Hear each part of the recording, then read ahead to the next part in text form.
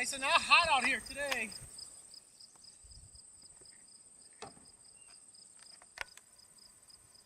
Have you been very successful up here with the beehives? Say that again? Were you very successful with the hives here? It was a good year, yeah. Actually, all the hives did really well this year.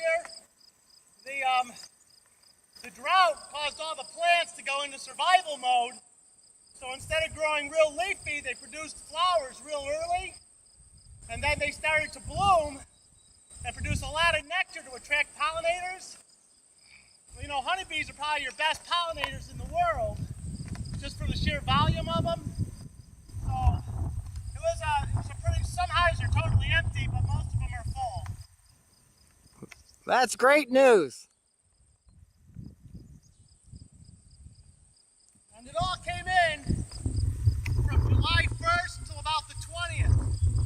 Because before then, for the whole month of June, there wasn't anything. All the boxes were still empty. Our honey flow usually starts early, about June 15th.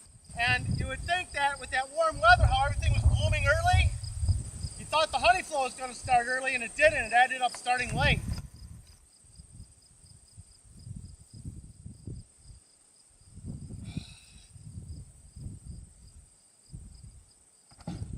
How much do one of those weigh?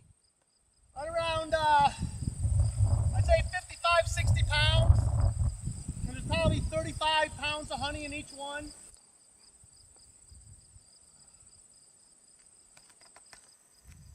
So, you know, after you get done putting 30 on a truck, you're kind of tired. Especially when it's 90 degrees and you're covered in head to toe. I know your honey tastes great.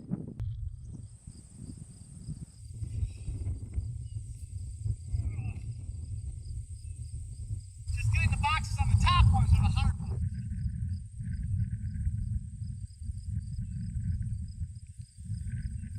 Approximately how many hives do you actually have, Phil? Here or all together? All together. About 350. Wow. So I've got 3 forest preserve yards, 3 organic farms, over at Applied Ecological, you know, because they love it because we improve their germination of their seeds. They love us over there. What's the can-like tool you have on top of the hive there, that smoke-like thing? What's that do? What this does? Yes. The smoke calms the bees down. Because what happens is when you smoke a hive, they think there's a fire in the woods. Because, you know, native bees are typically in forests. So if they think there's a fire in the woods and they smell the smoke, they start eating a bunch of honey.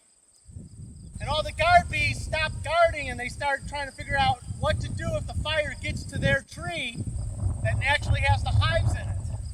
So when you open up the box, after you give them a little smoke, they're too busy worrying about what they've got to do if they have to leave if the fire comes to their house.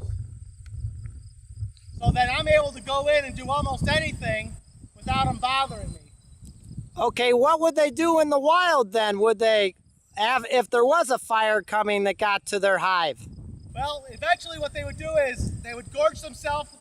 They would eat as much honey as possible, and then they would all leave. They would fly away and try and find a new hive somewhere else.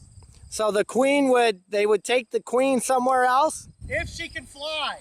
Oh. That's a big if, because this time of year, you know, she's laying between 1,000 and 2,500 eggs every day.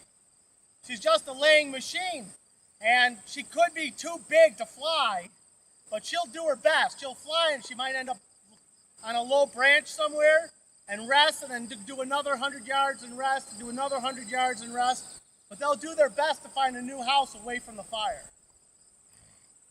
Well, thank you for your insight on beekeeping. And no problem. Glad to have the hives on the wonderful Winnebago County Forest Preserve property. Well, thank you, Phil. Have a good day. It's a win-win. Yes, it is.